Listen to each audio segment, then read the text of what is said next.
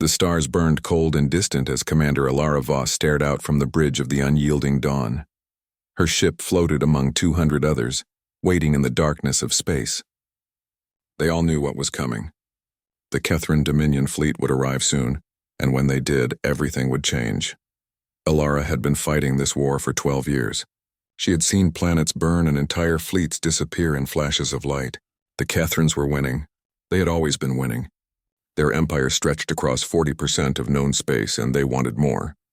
The Galactic Coalition, the alliance of free worlds that stood against them, was running out of time. How long until they arrive? Alara asked her first officer.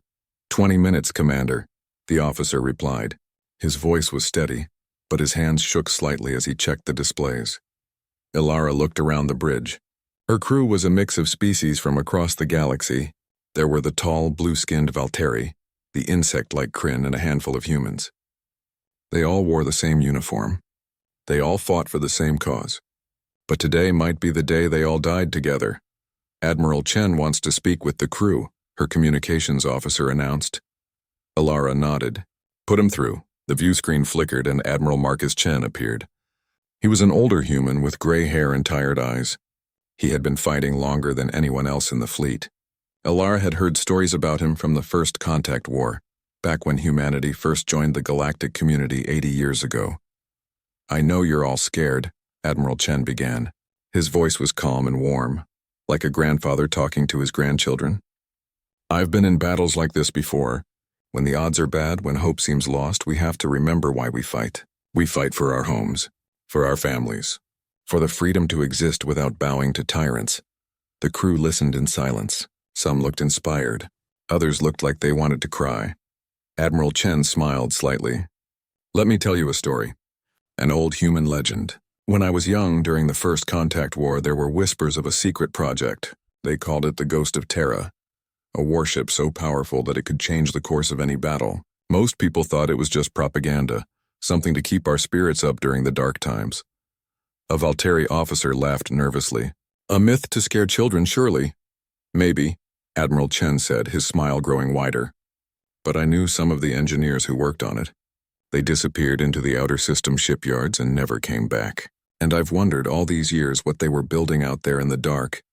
Alara felt a chill run down her spine. She had heard the legend too, but like everyone else, she had dismissed it. Humans were known for their stories, their myths, their tendency to dream bigger than reality allowed. Enemy fleet detected, the sensor officer shouted. 800 ships. They're dropping out of hyperspace. The moment of calm shattered. The bridge erupted into controlled chaos as officers called out reports and activated weapon systems. Alara gripped her command chair and watched the tactical display.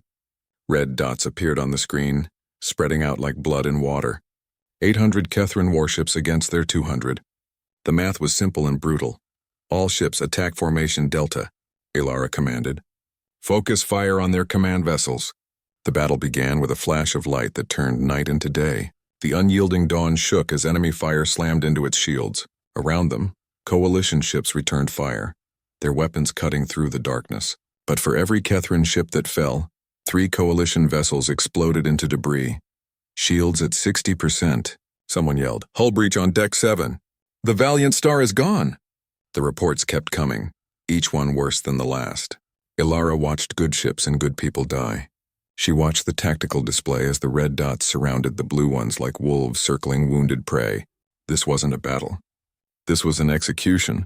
2 hours into the fight, the unyielding dawn was crippled. Life support was failing. Half the crew was dead or wounded. Alara could taste blood in her mouth from where she had bitten her lip. Only 70 ships remained from their original 200. A massive Kethran flagship pushed through the battle. It was twice the size of any other ship, covered in golden armor that reflected the weapons fire. Alara knew that ship. Everyone did. It was the Emperor's personal vessel. All coalition forces, this is Emperor Zhalkar. A voice boomed across every communication channel. The Emperor's voice was deep and cruel. You have fought bravely but uselessly. Surrender now and I will allow your species to exist as servants of the Dominion. Resist further, and I will erase you from history. The Emperor laughed, a sound like breaking glass. Humans especially amuse me with your myths and stories. Did you really think your little ghost of Terra would save you? There is no ghost. There is no salvation. There is only the Dominion. The channel went silent. Alara looked around her ruined bridge. Her crew looked back at her, waiting for orders. What could she say? What could anyone say when death was certain? Then something impossible happened. Every screen on the bridge flickered. Static filled the air. Then a single transmission cut through every frequency. A signal so powerful it overrode everything else. It was old, using human military encryption from decades ago. Just a simple identifier code that scrolled across the screens. Terra Wraith 01, Alara saw Admiral Chen's face on the view screen. His eyes were wide, his mouth open in shock. For the first time since she had known him, he looked truly surprised. It can't be, he whispered. After all these years, they actually finished it.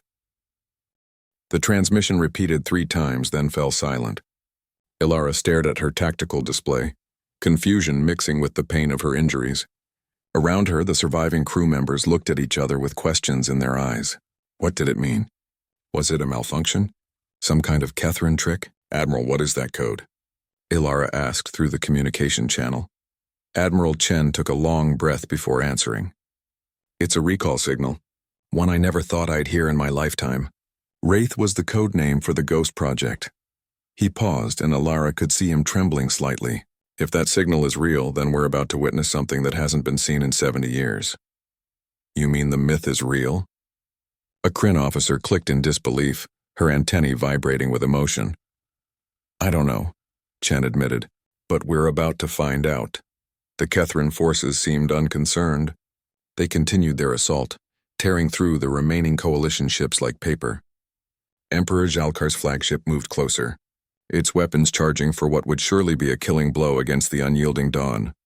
All power to forward shields, Alara ordered, knowing it wouldn't be enough. They had minutes left at best. Then the sensor officer gasped. Commander! I'm detecting a massive energy signature. It's impossible. The readings don't make sense. Show me, Alara commanded.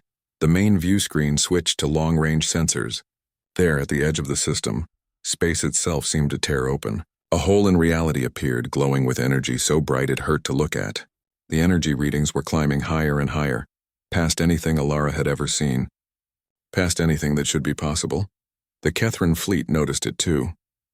Their attack slowed as ships redirected their sensors toward the anomaly. Even Emperor Zhalkar's transmission fell silent as they watched. What is that energy signature? The Emperor demanded, his voice no longer mocking but sharp with concern. No one answered him because no one knew. The anomaly expanded, and something began to emerge from it. At first it was just a shadow, too large to be real. Then the shadow took shape and Alara felt her heart stop. It was a ship. But calling it a ship was like calling a star a candle. The vessel that dropped out of hyperspace was enormous beyond comprehension. 15 kilometers long, it dwarfed every other ship in the system. Its hull was black, not the black of paint, but the black of space itself, covered in angular armor plating that seemed to absorb light and sensor scans. Strange energy patterns rippled across its surface like lightning frozen in metal.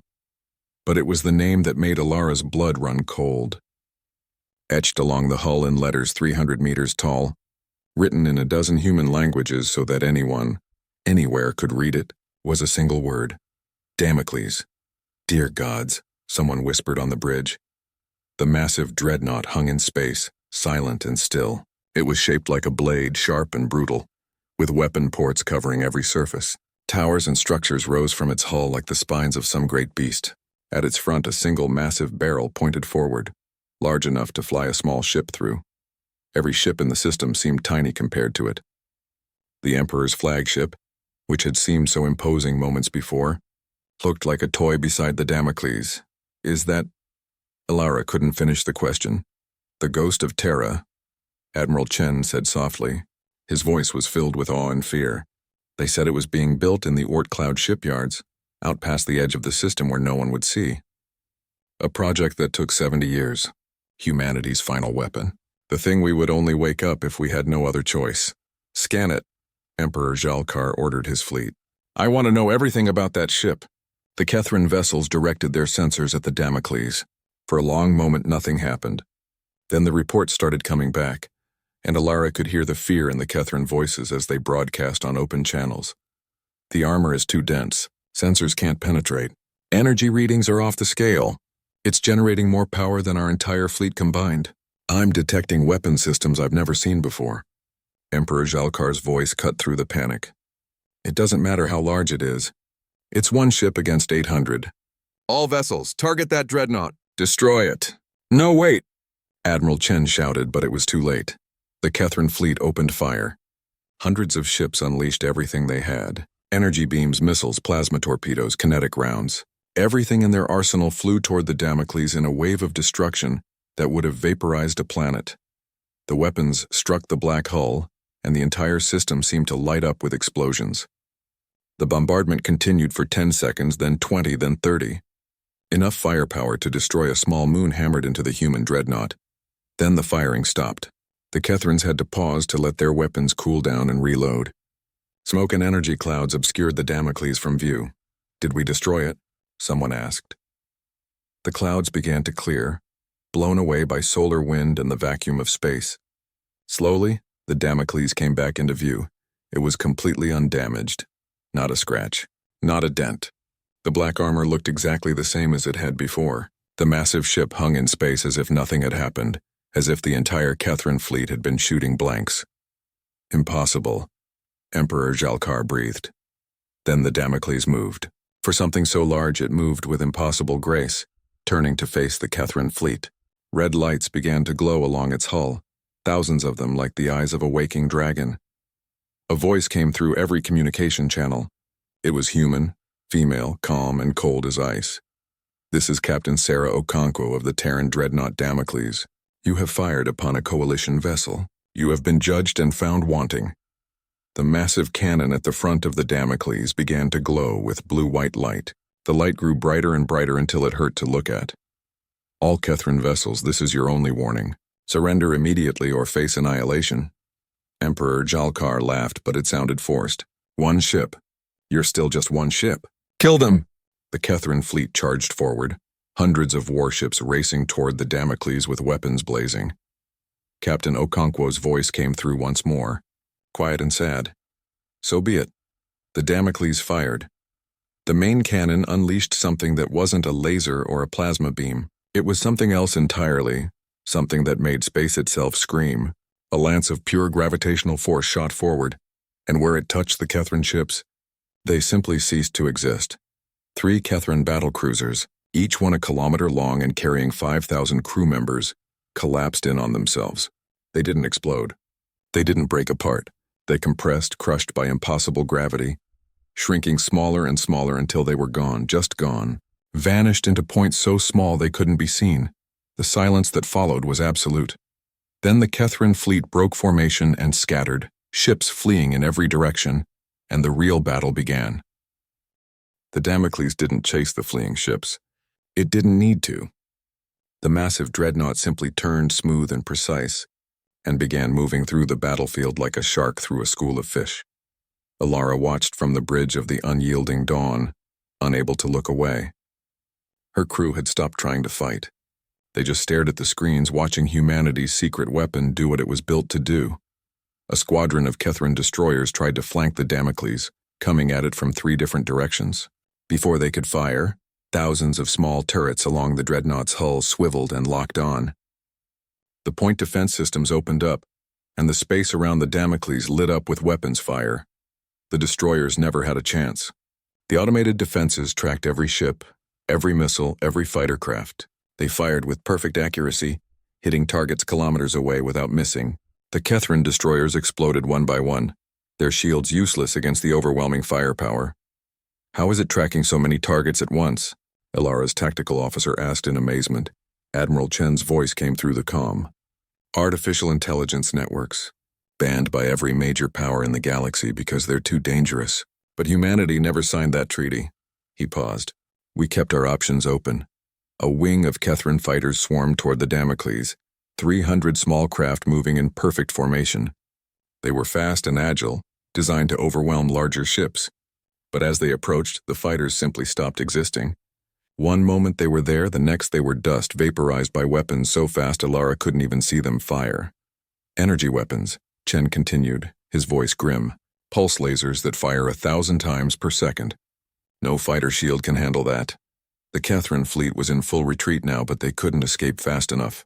The Damocles moved faster than something that large should be able to move. It didn't lumber or drift. It cut through space with purpose, closing the distance with its prey. A group of Catherine cruisers tried to make a stand. 20 ships formed a defensive line and unleashed everything they had. Missiles streaked toward the Damocles by the hundreds. Energy beams carved through space. The attack was coordinated and fierce. The Damocles' shields flared to life for the first time, a shimmering field of energy that surrounded the entire hull. The missiles exploded against the shields like raindrops against a window. The energy beams scattered and dissipated. Nothing got through. Then the Damocles returned fire with its secondary weapons. Ports along its hull opened, and objects shot out too fast to track. They looked like metal spheres, each one about the size of a small car. "What are those?" Ilara asked. "Antimatter torpedoes," Chen replied, his voice barely a whisper. "Each one carries enough antimatter to crack a planet." The torpedoes struck the Catherine cruisers, and the explosions were like tiny stars being born. Pure energy, matter and antimatter annihilating each other in bursts of light so bright the view screen had to dim automatically. When the light faded, the 20 cruisers were simply gone, along with a large chunk of space around where they had been. Emperor Zhalkar's voice suddenly boomed across all channels. No longer mocking, but filled with rage and fear. "All reserve forces engage immediately. I want that ship destroyed." Space tore open again as more Catherine ships arrived. 400 fresh vessels emerged from hyperspace, the Emperor's reserve fleet. They had been held back for a final assault on the Coalition's home worlds. Now they were all here, all focused on one target. "Surely that's too many," Ilara said. "Even for that ship." She watched as the 400 ships took position, surrounding the Damocles on all sides. There was nowhere to run, nowhere to hide. The Emperor was committing everything he had. "All ships fire on my mark," the Emperor commanded. "We concentrate all firepower on a single point. Even that monster has limits. 3, 2, 1, fire!" 800 ships, all that remained of the Catherine force, opened fire at once. The combined assault was beyond anything Ilara had seen in her entire career. It was more firepower than had been used in some entire wars. The energy released was enough to boil oceans and melt continents. The Damocles disappeared behind a wall of explosions and energy. The bombardment continued for 10 full minutes. Every ship poured everything into that one spot, determined to burn through whatever protected the human dreadnought. Finally, the attack stopped. Not because they wanted to, but because every ship's weapons had overheated. The Catherines waited, watching the cloud of energy and debris slowly clear. Ilara found herself holding her breath. The clouds parted, and there was the Damocles, floating in space exactly where it had been. The shield still shimmered around it. The black hull still showed no damage. It looked like it had been waiting patiently for them to finish. "No," Emperor Zhalkar said. Just that one word filled with despair. Captain Okonkwo's voice came through again, still calm, still cold. "You wanted to see what humanity builds when we're afraid? When we're cornered? When everything we love is threatened?" There was a pause. "This is what we're capable of when you give us no choice." The Damocles began to change. Panels along its hull slid open, revealing even more weapons. Structures unfolded like the petals of a mechanical flower. The dreadnought wasn't just a ship. It was a weapons platform, and they had only seen a fraction of what it could do. "Deploying secondary systems," Captain Okonkwo announced. Objects began pouring out of the Damocles by the thousands. At first, Ilara thought they were missiles, but they moved too deliberately, too intelligently. They were drones, but unlike any drones she had ever seen.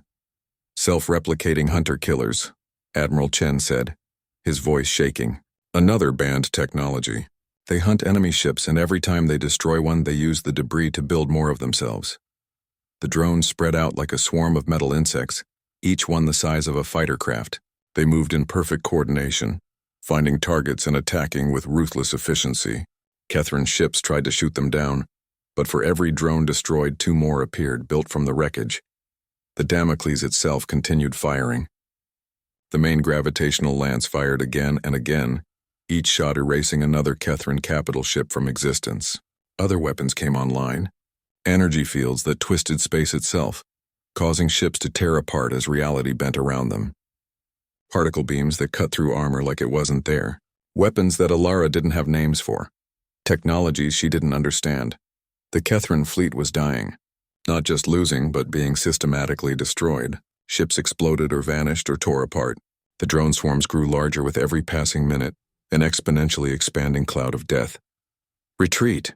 Emperor Jalkar finally screamed. "All ships, retreat immediately!" But it was too late. The Damocles had positioned itself between the Kethrans and the hyperspace exit points. Any ship that tried to escape had to pass by the dreadnought, and none of them made it. The great Kethran fleet, 800 ships strong, was being destroyed by one human warship. The myth had become real, and it was more terrible than anyone had imagined. The battle lasted another hour, but everyone knew it was over after the first 10 minutes. The Kethran Dominion's mighty fleet, the force that had conquered half the galaxy, was being torn apart ship by ship. Ilara watched in silence from the crippled, unyielding dawn. Her crew had stopped talking. There was nothing to say. They were witnessing something that would be remembered for 1,000 years. The day humanity revealed its true nature. The Damocles moved through the battlefield with terrible purpose. It wasn't just destroying ships, it was hunting them. Any vessel that tried to hide behind debris or use stealth systems was found within seconds. The dreadnought's sensors could apparently see through anything. A group of 50 Kethran frigates tried a desperate maneuver. They scattered in all directions at once, hoping at least some would escape. The Damocles didn't even slow down. It simply deployed more drones, and within minutes all 50 ships were gone. 600 enemy vessels destroyed, Ilara's tactical officer reported, his voice hollow. 200 remaining, and most of those are trying to surrender. But the Damocles wasn't accepting surrenders. Not yet. Emperor Jalkar's flagship, the massive golden vessel that had seemed so powerful before, was now surrounded by the human dreadnought's drone swarms. The Emperor's ship couldn't move, couldn't fight, couldn't run. It just floated there, trapped. Human ship? The Emperor's voice came through, and all the arrogance was gone from it now. He sounded old and tired. "I request terms of surrender." There was a long pause before Captain Okonkwo responded. "Your fleet has murdered billions. Your empire has enslaved entire species. You threaten to erase humanity from history." Her voice was quiet, but every word carried weight. "Why should I show you mercy?" "Because," the Emperor said slowly, "if you don't, you become what I am. A monster." Another pause.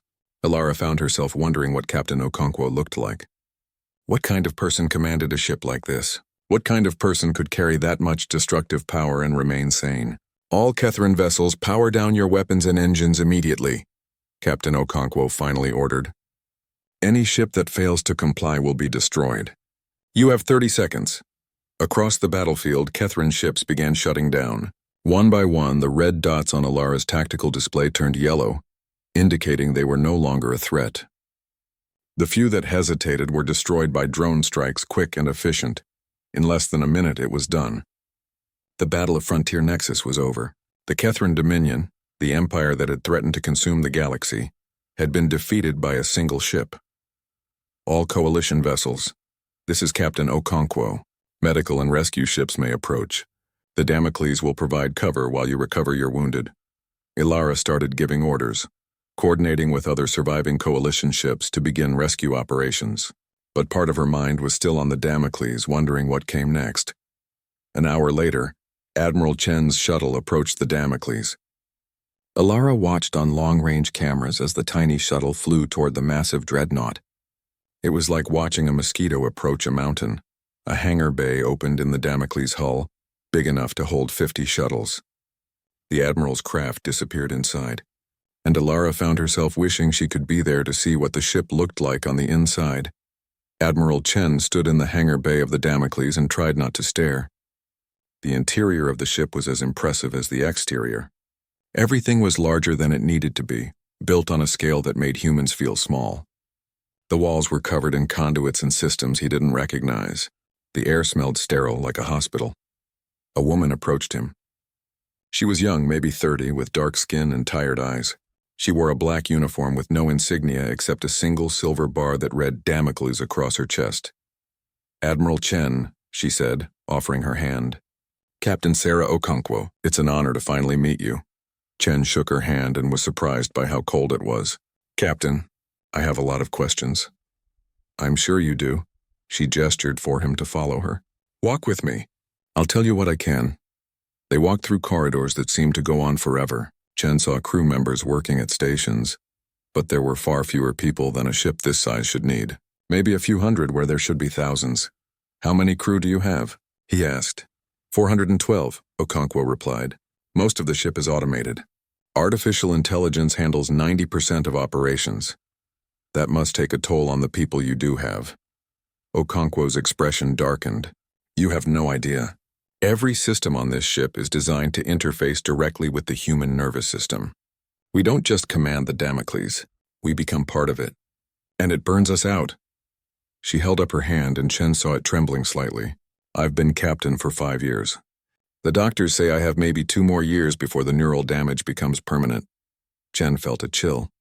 Why? Why build a ship that hurts its own crew? Because we had to, Okonkwo said simply. When we designed the Damocles 70 years ago, we knew the galaxy wasn't safe. We knew that eventually someone would come along who wanted to destroy us. We needed something that could end any war, immediately and completely, something so powerful that our enemies would rather make peace than face it. They entered a large chamber that appeared to be the bridge. It was circular, with stations arranged around a central platform. But instead of chairs and consoles, each station had something that looked like a medical pod. Inside the pods, Chen could see crew members connected to the ship through countless cables and neural interfaces. This is the command center, Okonkwo explained. My crew doesn't just pilot the ship. They become the ship. They feel every weapon firing, every shield impact, every system working. It's the only way to control something this complex. That's horrifying, Chen said. Yes, Okonkwo agreed, but it's also necessary. The Damocles isn't just a warship, Admiral. It's a promise that humanity will never be defenseless, that we will never be victims, that if someone threatens everything we love, we have the power to stop them. She turned to face him fully. We built this ship with the hope we'd never have to wake her up. For 70 years, we waited in the dark, training crew after crew, maintaining systems, preparing for a day we prayed would never come. But when your distress signal reached us, when we learned the Kethrans were about to wipe out the Coalition, we knew it was time. What happens now? Chen asked. Okonkwo looked out at the view screen which showed the wreckage of the Kethran fleet floating in space. Now we make sure this never happens again. Now we show the galaxy what happens when you push humanity too far. You sound angry, Chen observed. I am angry, Okonkwo said quietly. I'm angry that we had to build this ship. I'm angry that 412 people have to sacrifice their health and sanity to crew it. I'm angry that we live in a universe where peace only comes through the threat of absolute destruction. She took a breath. But most of all, I'm angry that it worked. Because now every aggressive empire out there knows the truth. Humanity has claws, and those claws can tear apart anything. Chen was quiet for a moment. Then he asked the question that had been bothering him since the battle ended. What are you going to do with the Emperor? Okonkwo smiled, but it wasn't a happy smile. We're going to put him on trial. We're going to make sure the entire galaxy watches as he answers for his crimes. And then we're going to send a message that will echo across every star system in known space. What message? That the Age of Empires is over, she said. And humanity is done being afraid. 3 weeks after the Battle of Frontier Nexus, the galaxy had changed in ways no one could have predicted. The news of humanity's secret weapon had spread faster than light itself, carried by traders and diplomats to every corner of known space. The Kethran Dominion collapsed within days. Without their fleet and with their emperor captured, the empire broke apart into a dozen smaller territories. Some surrendered to the coalition immediately. Others tried to negotiate independence. None of them wanted to face the Damocles. Commander Alara Voss sat in a conference room aboard a coalition station, watching the proceedings on a view screen. The trial of Emperor Zhalkar was being broadcast to every species in the galaxy. The Emperor stood in a simple cage, wearing prisoner's clothing instead of his golden armor. He looked small and old, nothing like the terrifying figure who had threatened to erase humanity from history. This is what you wanted to show them, Ilara said quietly to Admiral Chen, who sat beside her. That even emperors can fall, Chen nodded. Justice needed to be seen. The galaxy needed to know that the old rules don't apply anymore. You can't just conquer whoever you want and expect no consequences. But Alara could see the cost in his eyes. The victory hadn't been clean or simple. Yes, they had won. Yes, billions of lives had been saved. But the way they had won, the weapon they had revealed, had frightened the entire galaxy. "Have you heard the reports from the other powers?" she asked. "I have," Chen said grimly. "The Valteri Concordat is demanding that the Damocles be decommissioned. The Kryn Collective wants it destroyed. Even our allies are scared of what we built. Can you blame them?" "No," Chen admitted. "I'm scared of it too." A message came through on Alara's communicator. She read it and felt her stomach tighten. "The Council wants to vote on the Damocles. They're meeting tomorrow to decide its fate." The next day, the Galactic Coalition Council met in emergency session. Representatives from 200 species filled the chamber, all of them there to debate what to do about humanity's dreadnought. Admiral Chen stood before them, the only human in the room. Captain Okonkwo had been invited but had declined, choosing to remain with her ship. Chen understood why. She knew what the council would say. The Terran dreadnought Damocles represents a threat to galactic peace, the Valteri ambassador declared, his blue skin flushed with anger. One species cannot be allowed to possess a weapon of such devastating power. It creates an imbalance that will lead to more war, not less. Murmurs of agreement echoed through the chamber. "We propose that the Damocles be dismantled immediately," the Kryn ambassador clicked. "Its technology should be shared among all coalition members, so no one power can dominate." Chen listened to them argue for an hour. Some wanted the ship destroyed. Others wanted its weapons distributed. A few wanted it placed under coalition control. But they all agreed on one thing: humanity couldn't be trusted to keep it. Finally, Chen was given permission to speak. "I understand your fears," he began. "I truly do. The Damocles is terrifying. It represents a level of destructive power that shouldn't exist. But I want you all to remember something. 3 weeks ago, the Kethran Dominion was about to destroy this coalition. They were going to enslave or exterminate every species in this chamber, and none of you could stop them." The chamber fell silent. "Humanity didn't build the Damocles because we wanted to dominate the galaxy," Chen continued. "We built it because we were terrified, because we're small and weak compared to most of you, because we knew that someday someone would come who wanted to wipe us out, and we wanted to survive. By building a weapon that can wipe out entire fleets?" the Valteri ambassador challenged. "Yes," Chen said simply, "because that's what it took. You want to know the truth about humanity? We're not warriors. We're not conquerors. We're survivors, and we do whatever is necessary to protect our families, our friends, our allies. The Damocles isn't a weapon of aggression. It's a weapon of last resort. How can we trust that?" someone asked. Chen smiled sadly. "Because we've had this weapon for 70 years, and you never knew it existed. We could have used it to conquer, to threaten, to demand tribute, but we didn't. We hid it away and prayed we'd never need it. That should tell you everything you need to know about humanity's intentions." The debate continued for hours, but eventually, a decision was reached. The Damocles would not be destroyed or dismantled, but it would return to the darkness it came from, hidden away once more, only to be called upon if the galaxy faced another existential threat. Chen returned to his ship and sent a message to Captain Okonkwo. "The council has made their decision. You can go home." The response came quickly. "Understood, Admiral. It's time for the ghost to return to the shadows." Ilara Voss stood on the observation deck of the unyielding dawn, watching as the Damocles prepared to leave. The massive dreadnought hung in space, as impressive and terrifying as the day it had arrived. Around her, crew members from a dozen different species watched in silence. Some looked relieved. Others looked disappointed. All of them looked thoughtful. "Will we see it again?" a young Valteri officer asked. "I hope not," Ilara replied honestly. "If we see it again, it means something terrible has happened." The Damocles began to move, its massive engines glowing with power. It turned slowly, pointing toward the outer system, toward the darkness beyond the mapped stars. Then Captain Okonkwo's voice came through on all channels one final time. It was broadcast across the entire system, meant for everyone to hear. "This is Captain Sarah Okonkwo of the Terran dreadnought Damocles. To our allies in the coalition, thank you for your trust and friendship. To those who would threaten the peace we've built, remember this day. Remember that humanity keeps its promises, both the good ones and the terrible ones. She paused, and Alara could hear the exhaustion in her voice. The Damocles is returning to the dark. We hope with all our hearts that you never see us again. But know this, we are watching, we are waiting, and we are ready. If the galaxy ever faces another threat like the Kethrans, if tyranny ever again threatens to extinguish freedom, we will be there. This is the Ghost of Terra signing off. The transmission ended. The Damocles began to accelerate, moving faster and faster until it reached the edge of the system. Then space opened up and the massive ship slipped into hyperspace and vanished. Silence filled the observation deck. It's like it was never here, someone whispered. But it was, Alara said quietly, and everyone knows it now. Admiral Chen sat in his quarters writing his final report on the battle.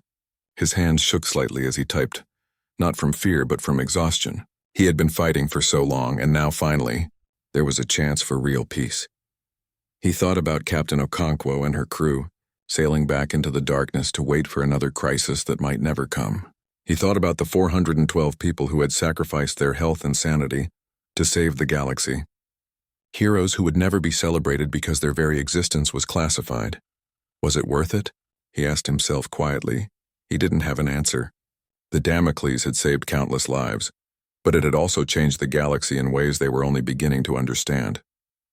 Other species would now try to build their own superweapons. The arms race had begun and there was no stopping it. But for now, there was peace. The Kethran Dominion was broken. The coalition had survived. And humanity had proven that even the smallest species could have the biggest teeth. Chen finished his report and sent it to Coalition Command. Then he wrote a personal message to Captain Okonkwo, marked for delayed delivery. It would reach her eventually out there in the dark. Thank you for your sacrifice. Thank you for being ready when we needed you. Sleep well, Ghost of Terra. May you never need to wake again. He sent the message and leaned back in his chair, looking out at the stars. Somewhere out there, beyond the light of civilization, the Damocles was returning to its hiding place. Waiting. Watching. Ready. The myth had become real, and the galaxy would never be the same. But perhaps Chen thought that wasn't such a bad thing. Sometimes myths were necessary. Sometimes the fear of the monster in the dark was what kept the real monsters at bay. And humanity, small and weak and terrified, had become the monster that protected everyone else. It was a strange destiny. But Chen had to admit it beat the alternative. The stars burned on, indifferent to the struggles of those who sailed between them. But among those stars, whispered in 1,000 languages on 1,000 worlds, a new legend had been born. The Ghost of Terra, the Damocles, the ship that had been a myth until the day it wasn't. And everyone who heard the story learned the same lesson. Humanity could be your greatest ally or your worst nightmare. The choice was yours.